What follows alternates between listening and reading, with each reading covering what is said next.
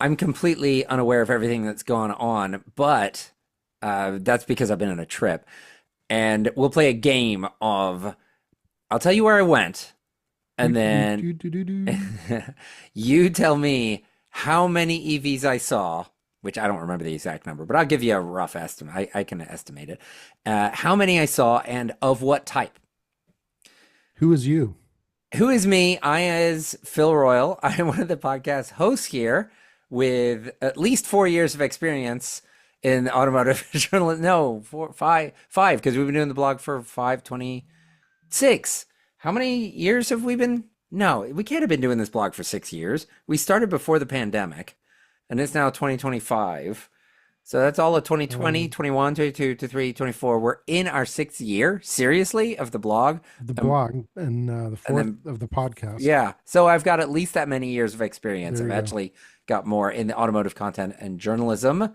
And then I often direct people to thewalkcar.com/store to help support the blog and the podcast by purchasing merchandise like t-shirts and hats, one of which Ed has on if you go to youtube.com/@thewalkcar. But I think I had to take that down. Ironically, he's got on for the audio listeners. He's got on a red Charge Baby Charge hat, which is a play on the Trump Drill, baby, drill. Drill Baby Drill.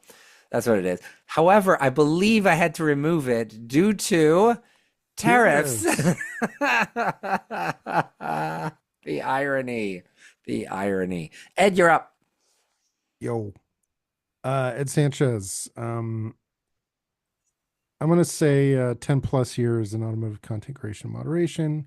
Current day job for the moment, automotive electronics industry analyst, and the Watt Car co founder and contributor. What?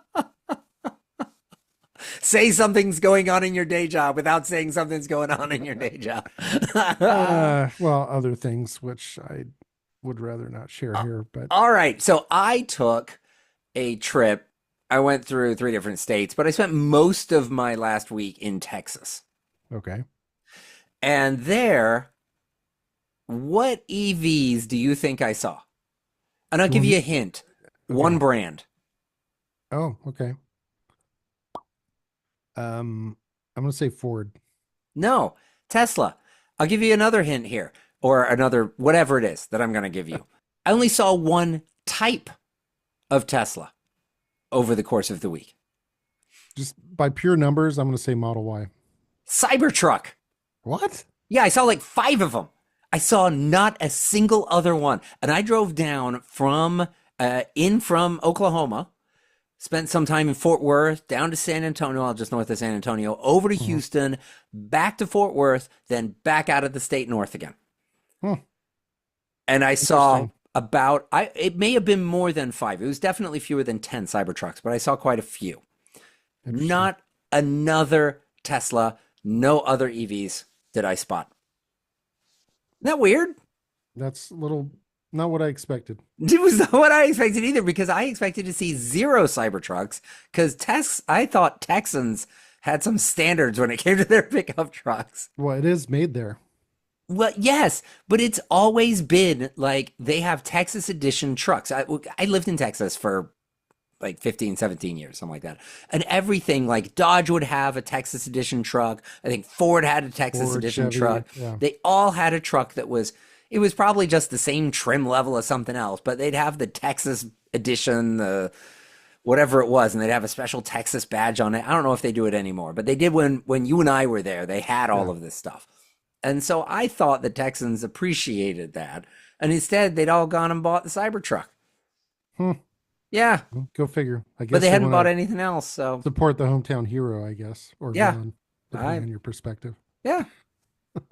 So what's going on with you? Uh, a lot. In terms of what I want to discuss on this podcast, um, so I heard an interesting discussion the other day on a newscast about the difference between influencers and journalists. Uh-oh. So What are we? again, that's a good question. I, I, I, I don't know how quite I'd say this portmanteau. Influerists or journalisters. Journalisters? I mean, I try to be as objective as possible, but I am pro EV. I'm very very open about that. But at the same time, I'd like to think I'm fair and objective enough that I don't sugarcoat things. Like as we've discussed before, EVs with current technology and product offerings are not the best choice for a tow vehicle. I just I'll say that. I think you kind of feel the same way. Definitely. Um, so they're good for a commuter. If for light duty applications, they're great. I mean, But pickup trucks in yeah, EV pickup trucks are fine, hmm but towing big loads, they're not. hmm yeah, yeah. So for like weekend warrior, I mean, I think it'll probably happen eventually. But like Maverick to me would be a perfect application for an EV. Hmm. Super But there's another Duty, company that thinks that too. which we'll get to later. Yes, which Anyway, everybody else will have already talked about. so I don't know. We're journesters, I guess. I think when we were all blog, when we were just the EV blog Hmm before the podcast, I think it was more journalism that went on. I did some articles where I did there's some evergreen content that's on there about which is more efficient. Uh, um, why am I losing the words? Because we're recording this late at night for once. The instead of Fuel using cells or brakes, EVs or using the brake pedal or blended braking or friction brakes, okay, yeah. and then single pedal driving, which is more efficient. And so I went and I Mhm. found these studies, and they were universal studies, and then I found YouTubers that had done these tests, and I went and compiled all this information and came up with a general consensus that you could generally do. I think that was more journalism that we're, Mhm. at least that I was doing back then. And then we started doing the podcast, and I mean, We haven't gotten rich and famous yet, but no, but you've also got, 30 to 40 minutes to fill every week. yeah, And eventually you just give your opinion. which hopefully is good for something. But Yeah, I don't know. thewhitecar.com/store. Hopefully it's good for $30 to buy a t-shirt and help support this. So, okay, let's give more of our opinion. Tesla's sales have declined. And we keep talking about this, and we get some comments on the YouTubes about keep politics out of this. And the reality is, I think Tesla sales have sales are declined. sales. Sales are sales, and I think it's even if you don't believe that the sales have declined completely because of Elon Musk, it's impossible to say that his political affiliations have not caused some decline. Yeah. Now, to be fair, I mean, me being the resident Tesla apologist that I am, the overall car market is down as well. And specifically, we're talking about Europe, but proportionally to the overall market has declined, Tesla sales have declined more. So, case in point, France declined by nearly 44% in a market that overall has shrunk by 7.3%. So, Yeah, that's not good when you're Tesla and you're declining by 44% yeah. and nobody else is. Yeah. So, anyway, so I brought up some examples of reputational brand or reputational damage in the automotive industry and some kind of, I don't know, textbook examples of kind of notable ones in history. But when I bring it full circle, you'll see the difference between now and then. And so anyway, the first one, I'm sure there are ones that predated this, but this is the first one that I think gained a lot of notoriety in the public sphere. Um, this was Ralph Nader's campaign against the Chevy Corvair. And of course, he wrote that book, Unsafe at Any Speed. Hmm. Um, so now Chevrolet did kind of midway through the Corvair's life cycle, did I guess ultimately redesign the suspension to make it more stable. But at that point, the damage had kind of already been done, and it already kind of had a reputation as being kind of wobbly and kind of unsafe at any speed. Yeah, So, name says it all. yeah. So it couldn't really overcome that reputational damage, and ultimately, I think it was discontinued. I want to say like I can't remember if it was like 67 or 68 or something. I think it was late 60s. They finally discontinued it. Well, Um, and this is a rabbit hole on and of mhm, itself that I won't go yeah. down, but let me go down it. The I grew up with with the Corvair unsafe at any speed thing. I Hmm. mean, that obviously Hmm. happened before I was, Sure. driving or born. But I only just recently realized or discovered that there was the Corvair, even Hmm. though they only produced it for I don't know how many years, but uh they had the sedan Hmm. and they had like then a wagon, Hmm. the Lakeside or whatever it was Hmm. The called. van, they had They had like a a little van. pickup. They had all Yeah, sorts of variants. they Yeah. had it was a whole thing. The Corvette Hmm. was like you could get like the Corvette pickup, van, Corvair. wagon, Yeah. Corvair, what did I say? Pickup, Corvette, Corvette. whatever. Um, but they were all in. So this must have been because Oh yeah, it was going to be known a whole this, family of vehicles, I've only which known they it did. Yeah. as, history. Yeah. But it seems like they'd gone all in on this entire lineup. And Hmm. then boom, Unsafe at Any Speed comes out. I never understood why that was so impactful, but it was because it was more than likely like a whole I was gonna say infrastructure. It was its own Family. lineup and everything that they've gone into, and then boom, Hmm. poof, with one book was it? One Book, article, hit whatever. piece, whatever you want to call it. I Yeah. mean, deserve it or not, but yeah, I mean, so at the time it was considered a pretty. I know this term is used a lot and it's kind of cheapened, but revolutionary. I mean, certainly for an American car, it was an unusual design. Rear mounted, flat, air cooled engine, kind of like another famous vehicle of the time. Mm-hmm. Um, so yeah, it was an innovative car. It was different. It was sporty looking. It was, I mean, objectively, it was appealing, or subjectively, object, whatever. It had a lot of appealing traits, on the surface, but once Nader kind of made his case, and these were like week old sushi. So anyway, All right, but moving on. We spent way too much time on the no, no, no, no. Corvair. So okay, so let me bring it full circle. So, but the point being is, it seemed like the reputational damage was contained to the Corvair model line and not Chevrolet as an entire brand. Yes. So they kind of wound that down, pushed it aside, and started selling more Chevelles and Malibus and whatever. Next big one, and this was more our era. I don't know if you remember the Audi unintended acceleration Yeah. I mean, debacle. that was Yeah. early in my era. I was not fully Yeah, conscious so of that it. was like early mid 80s, I Yeah. think. Yeah. So, I was a kid, but I remember it. Um, and so a lot of that turned out, so a lot of the like staging for like the B-roll footage they use for some of these investigative reports, turns out they were staged. Um, so I can't remember if it was CBS or NBC. It was 60 Minutes was the big hit piece. So I guess that was CBS, I guess. I don't know. Anyway, so CBS actually, I think, took a little bit of a reputational damage hit too, but not as much as Audi.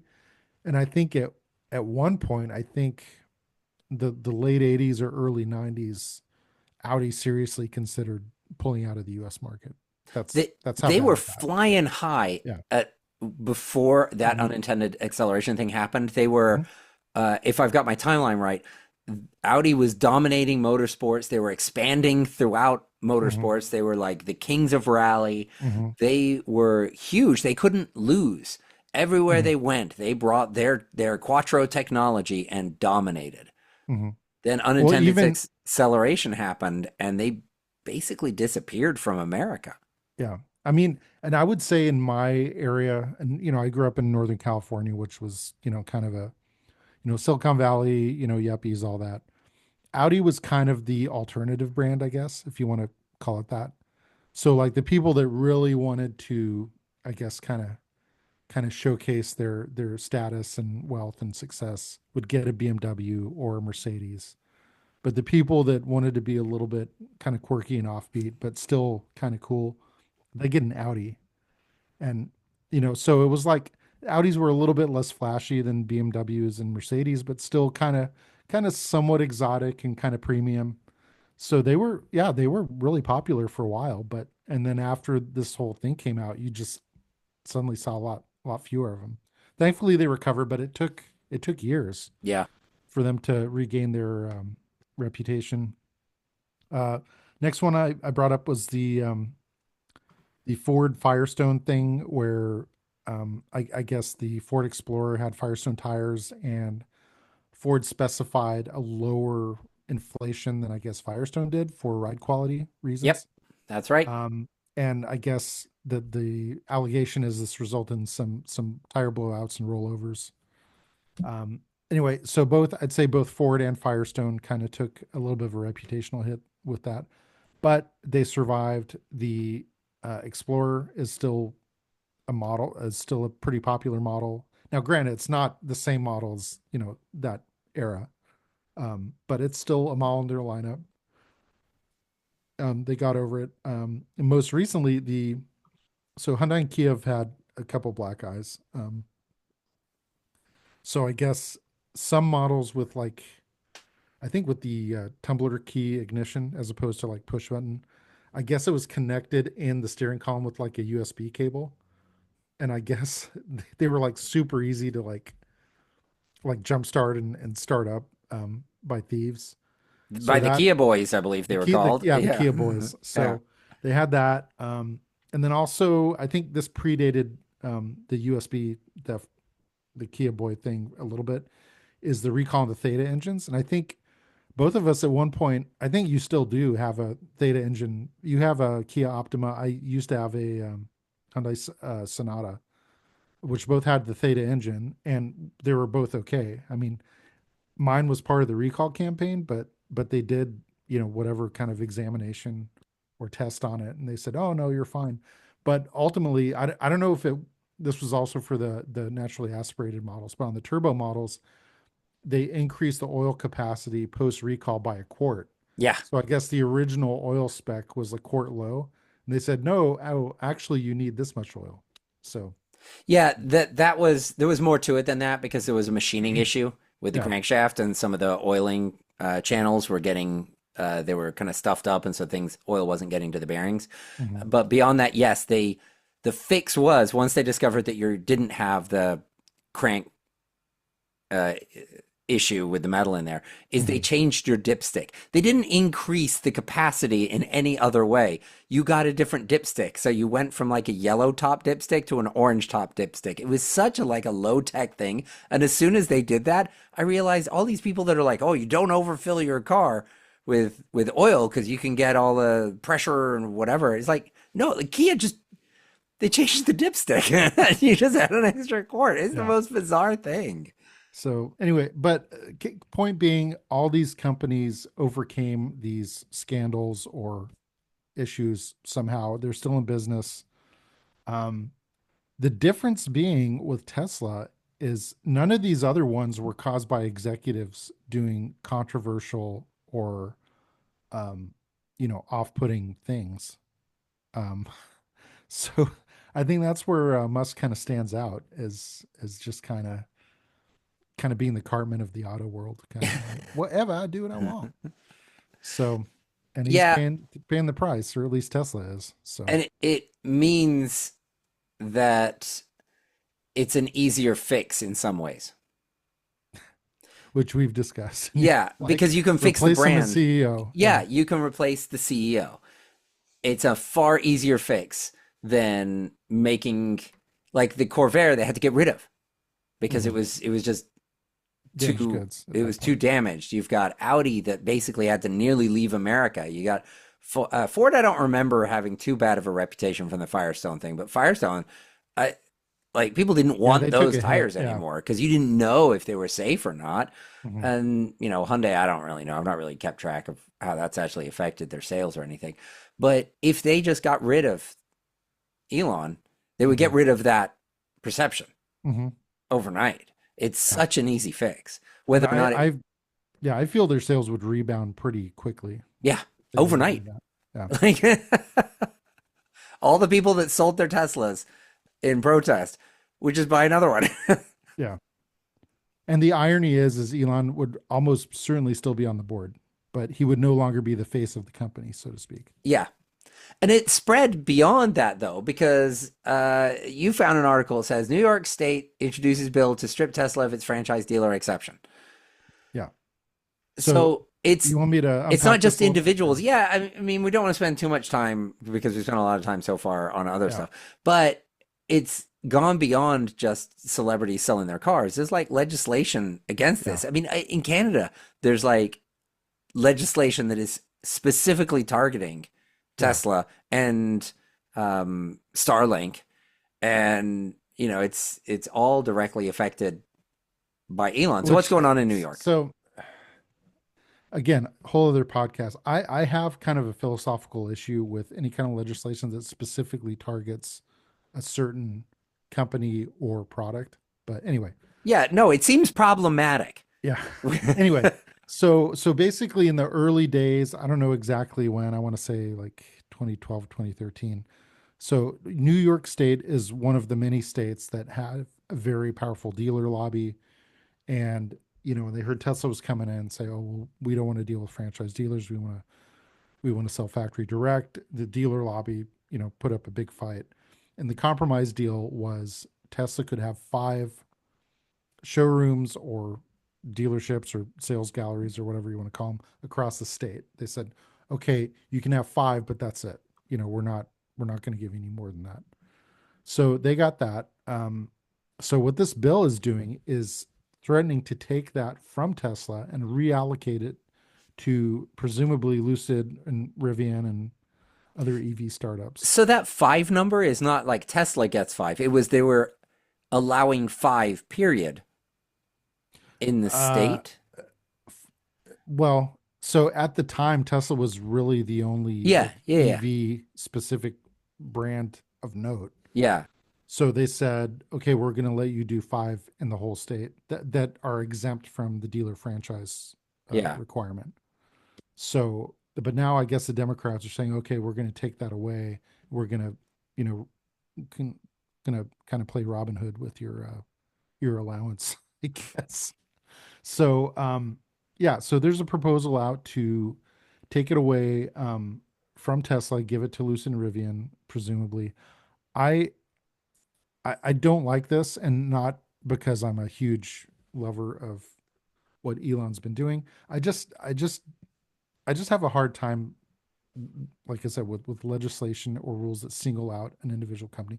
I think the better solution would be is to offer Lucid and Rivian 5 locations as well. Like, you know what? We gave these to Tesla. We'll give them to you.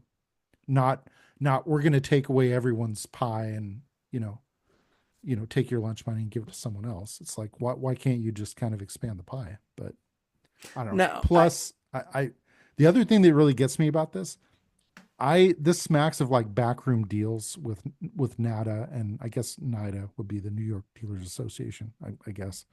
Um, of cigar chomping backroom deals, like, yeah, we'll show it to Tesla, I don't know. I've made it clear I'm not a huge fan of franchise dealers for various reasons, but I don't this really rubs me the wrong way. And not, like I said, not just because I have a bromance with Elon, but I don't know. What are your thoughts?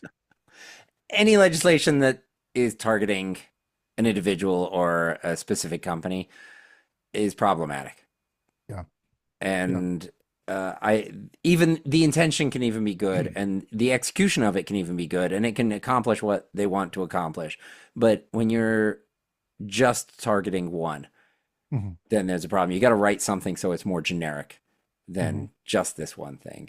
So anyway, So I'm hoping the compromise deal is they offer this to Lucid and Rivian, but don't take it away from Tesla. To me, that's just kind of a bad look. It looks very it's petty. retaliatory Yeah, and petty. Yeah. yeah. And I'm on the while you're on the like give him the benefit of the doubt with Elon Musk Yeah. train. I'm on the get rid of him as soon as you can train and strip him of all of his money and his shares. And I'm sure that all of that's horribly illegal, but that's the train I'm on. Hmm. And I don't think that you should retaliate specifically against one company. Yeah. That seems very un-American to do that. Very un-American. Yeah, Anyway, Whatever. moving on. So I guess the Cadillac Celestiq actually exists because Car and Driver drove one. So there's at least one out there. And I have not read the review because I've been busy being exhausted doing other things. But the question is this thing costs $340,000, and I'm assuming that's a base model, but then again, it might be the only model. You might not have too many Well, no, options. no, For their 40,000. whole shtick with this is you can customize it and get Oh, custom there you go. finishes and paints and all. So 340 is just your Bare basic bare bones. bare bones. Yeah, Black fenders. Isn't that what Toyota yeah, does with its bare bones one? Yeah. exactly. So I mean, presumably you could get one of these up to close to 500,000. I'm guessing. I don't know, but they were okay. They said, "Oh yeah, it actually drives pretty nice," and blah blah blah. But It it's like, should. yeah, it's well, exactly. I did a post. Gosh, I want to say probably a year ago at this point, like around when they announced it, and I said, yeah, it should live up to that price, but it's like, I don't know, just how do I say this without being sounding really mean toward Cadillac? Okay, Rolls Royce, Rolls Royce has always been Rolls Royce. Okay, it's always been kind of the pinnacle of status and prestige and classiness. And, yeah, maybe over the years they had some cars that in retrospect weren't that spectacular, but they always had kind of the iconic grill, the wing lady. Someone pulled up in a Rolls, you knew they were somebody, or, Yeah, they were somebody. it had an image. Yeah. It had an image. Cadillac, let's not forget, they made the Cimarron. They had the 4.1 liter boat anchor V8 in the 80s. Uh, the Catera, um, the Bustleback Seville. I mean, they had a lot of lemons in their day. Um, so Cadillac has had kind of a mixed history, to put it charitably. And I know maybe some of you fanboys will come after me. Oh, you suck. You don't know anything. I don't know. I still think it's a little cheeky for Cadillac to be asking 340 grand for a car.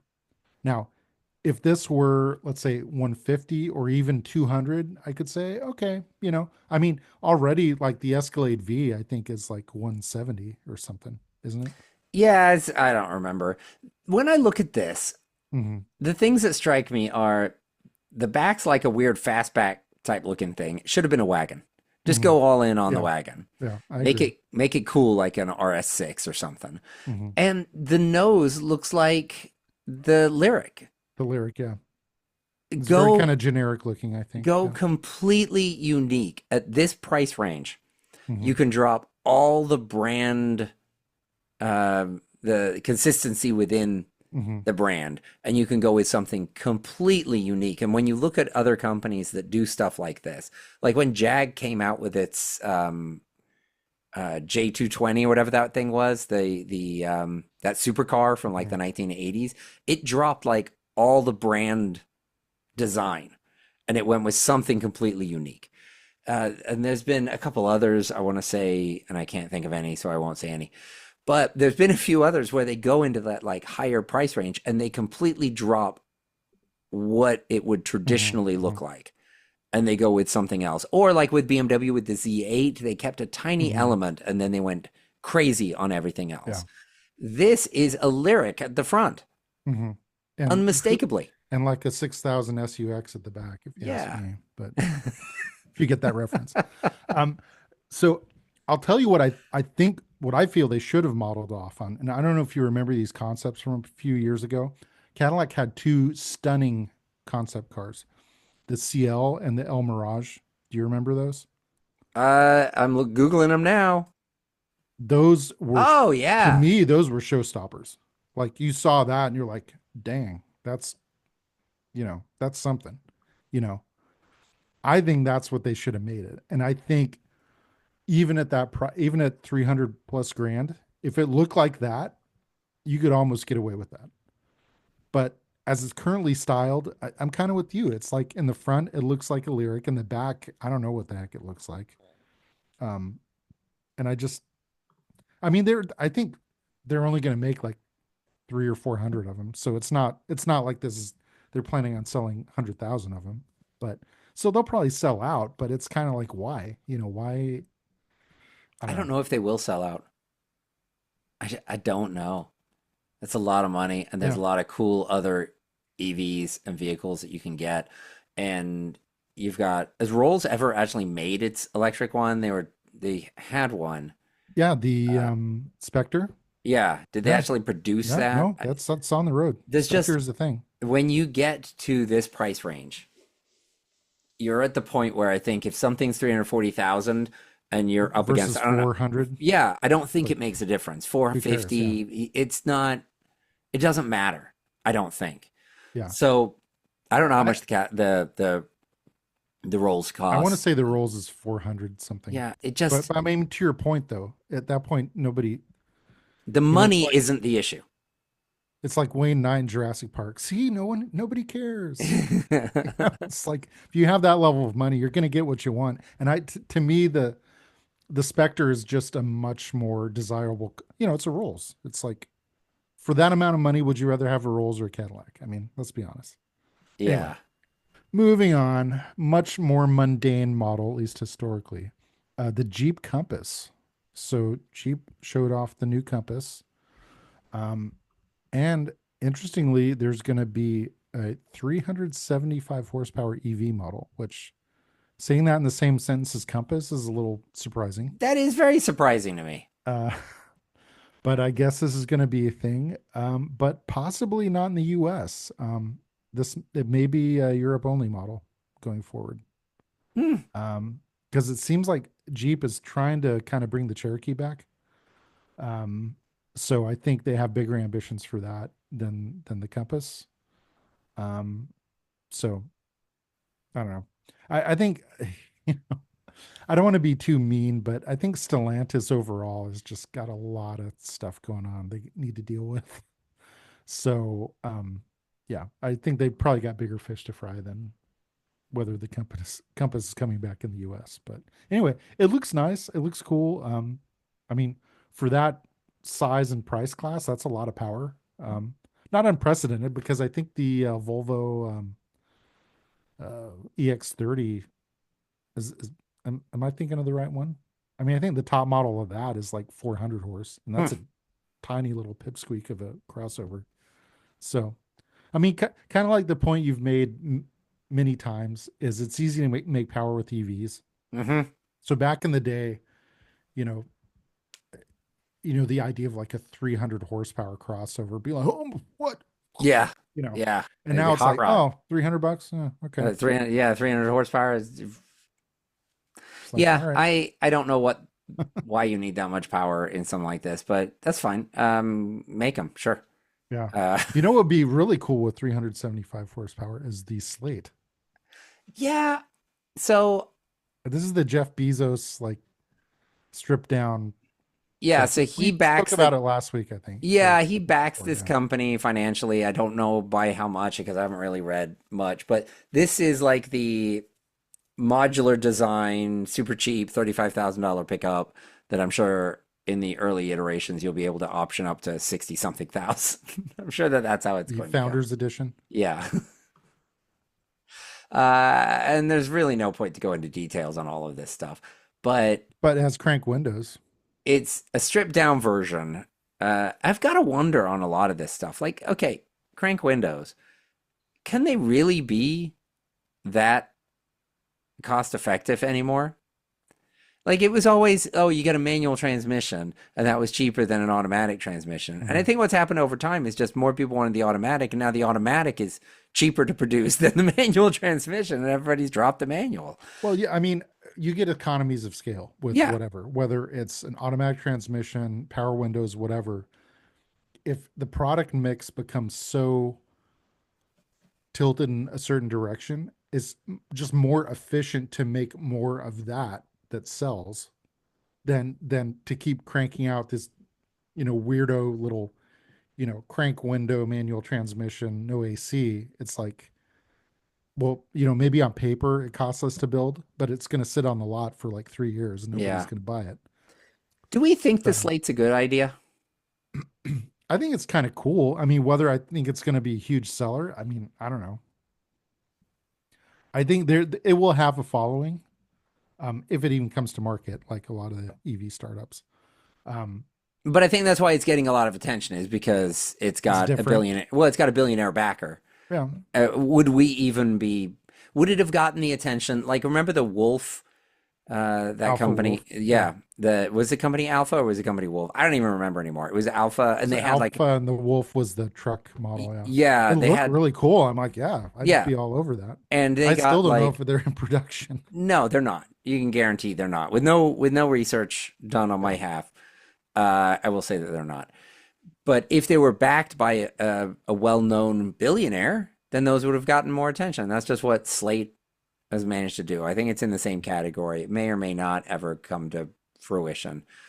I mean, in theory, um, Canoe was backed by NASA, and see where that got them. You know, And you can, Walmart, supposedly. yeah. So you can, just because Jeff Bezos has backed this and put some money in, I don't think it really means Yeah. anything. So we'll see what happens with it. I mean, kind of cool concept if you're into like, the kind of stripped down, kind of hipster, minimalist kind of vibe. I mean, that's it. Yeah. Anyway, back to your favorite subject to wrap things up here. Um, so Toyota, as we know, has famously been a big advocate for fuel cells for many years, but Hmm. I guess even It's the future. Fuel Toyota, cells are the future. and always will They be, always will be. They get your always will shirt be the at future. Yeah. thewalkcar.com/store. Um, I guess Toyota's starting to feel the heat from the Chinese there too, if it's even a thing. I mean, I don't know why they're worried. All the hundreds of thousands of fuel cell cars they sell. So the Chinese are now moving to fuel cells? Is that what's going on? Toyota's worried about it, evidently. That is Um, fantastic marketing on Toyota's part. They'll say they just need to say the Chinese are going to do this, and then everybody will think, "Oh, that's the next best thing." Like, could you imagine if Elon Musk said that the next generation of the Model Y was a fuel cell? Like, all of a sudden, the rest of the industry would be, We "Yeah, got to do let's go that. and do fuel cells." So I wonder if this is just Toyota saying this. I don't know. It Uh, wasn't on April 1st, so I don't know. The Chinese, he states, Toyota, whoever this guy is, says, Toyota's hydrogen boss explained China is the most advanced in the world for hydrogen trucks because Chinese government ordered turning major logistics routes into hydrogen highways. All right, so this could just be for Trucks, trucks, which does which make some sense. some sense, especially if you can do it as a government, as a giant government entity like Yeah. China can, and you can step in and say, we're just going to fund all of this. Mhm. Hydrogen does make a lot of sense in a lot of cases, and they're fighting bad pollution. Yeah. So So okay. if it is trucks and trucking, and the government's going to back those, I don't see any reason why they couldn't. Yeah. You know, So it could never happen in America at that degree because the government's not going to go and certainly not under this administration I is was not going gonna to go and say, fund this. yeah. So it's at least 4 years out, and then you got to build out the infrastructure, which is many more years. But China makes like 100-year plans. Yeah. So China could very easily do something like this. Yeah. Yeah. Yeah. So anyway, I'm yeah, now with good. I'm with Toyota. I Yeah. say that China's doing this. Sure. China's doing And this. let's be worried, I guess. I don't And what know. we're doing is, I think we're about to call it a wrap. Yeah, What about you? let's wrap this up. We were doing this quite late at night and my eyes are hurting. So I should have gone to bed hours ago. All right. What do I always say? I'll do it in some other weird order. I'll say thewalkout.com/advertise for Slate. Give us some of your Bezos money and we will talk good about you. You can go to thewalkout.com/store. You can help fund us because Slate is never going to advertise with us. So maybe you can help us out instead. Buy a shirt. We're on all the social media. Share any content or the podcast that you can find on your own social media. You can tag us if you want, but I really don't care. Just sharing it would be great, and leaving us reviews and leaving comments on the youtube.com/@thewhatcar. And then the last thing would be, if you're interested in anything that we've talked about, show notes are found in the podcast, on the blog, and also on our YouTube page. Next week, who knows? Probably more EV stuff, unless China takes over the world with hydrogen in the next week, which could happen. I just said it could happen, so why not? So then we'll be the hydro car. Yeah, the hydro car. I'm not All right. getting that domain. Somebody else, you could get that domain. All right, Ed, I will talk to you later on, and hopefully we're both paddling a little stronger at that point. All right.